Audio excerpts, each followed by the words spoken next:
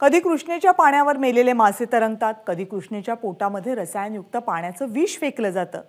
खरं तर कृष्णा नदी म्हणजे अनेक गावांसाठी, शहरांसाठी गंगोत्री आहे, शेतकऱ्यांसाठी आई समान आहे। पण याच कृष्णेच्या पात्रामध्ये प्रदूषण होण्याचे प्रकार वारंवार घडतायत आणि त्यावरून कारवाईचा फटका बसला आता थेट सांगली महानगरपालिकेला। बघूयात कृष्णेच्या पात्रातील प्रदूषणाला महानगरपालिकाच कशी कारणीभूत ठरली आहे।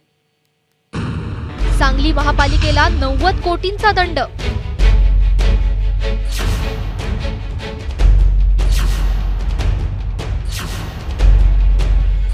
शहरात स्वच्छता कायम ठेवणं हे महापालिकेचं काम, पण सांगलीत उलटच घडलंय। कृष्णा नदीला प्रदूषित केल्याचा ठपका सांगली महानगरपालिकेवर ठेवण्यात आलाय। जुलै आणि ऑगस्ट 2022 मध्ये प्रदूषित पाण्यामुळे कृष्णेतील लाखो मासे मृतावस्थेत आढळून आले होते। दोषीविरुद्ध कारवाई करण्यासाठी फराटे यांच्या वतीने हरित न्यायालयात याचिका दाखल करण्यात आली होती। हरित न्यायालयाने चौकशी समिती नियुक्त करून अहवाल मागवला होता।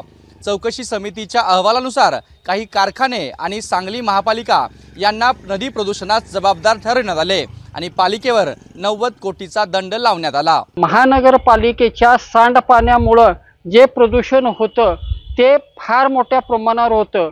यापूर्वीही महानगरपालिकेला प्रदूषण नियंत्रण महामंडळानं वारंवार नोटिसा काढलेल्या आहेत। सांगली शहरात त्या 90 कोटीच्या माध्यमातून मोठ्या प्रमाणात विकासाची कामं झाली असतील, स्वच्छतेची कामं झाली असतील। ह्या बाबतीत ह्याची चौकशी करून ह्याला जी कारणीभूत असणाऱ्या प्रशासनाच्या अधिकारावर कारवाई करावी। हे सर्व महापालिकेच्या चुकीच्या कारभारामुळे आणि चुकीच्या अधिकाऱ्यांच्या नियोजनपणामुळे हे सगळं घडलेलं आहे। दंडाची रक्कम भरून पण जर अशा पद्धतीने जर सुधारणा होत नसेल तर इतर विकास कामांना निधी कुठून आणायचा। 90 कोटींचा दंड बसलेल्या सांगली पालिकेची आर्थिक स्थिती कशी आहे त्यावरही एक नजर टाकूया। ड वर्गात असलेल्या सांगली मनपाची आर्थिक स्थिती नाजूक आहे। शासनाच्या निधीवर सांगली मनपाला अवलंबून राहावं लागतं। मनपाचा अर्थसंकल्प 600 कोटींचा आहे। विकासाचा निधी दंड भरण्यासाठी वापरला जाणार। दंडाच्या रकमेत जिल्ह्यात विकास कामं करता आली असती। घरपट्टी, पाणीपट्टी, थकीत रक्कम मोठी आहे। उत्पन्नाचे स्रोत कमी आणि खर्च जास्त, अशा आर्थिक कचाट्यात सांगली महापालिका अडकली आहे। दंडाची रक्कम तर पालिकेला भरावी लागेलच, पण या दंडातून पालिका धडा घेणार का? स्वच्छता राखणार का?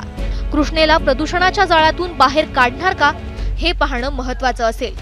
कुलदीप माने, एबीपी माझा, सांगली।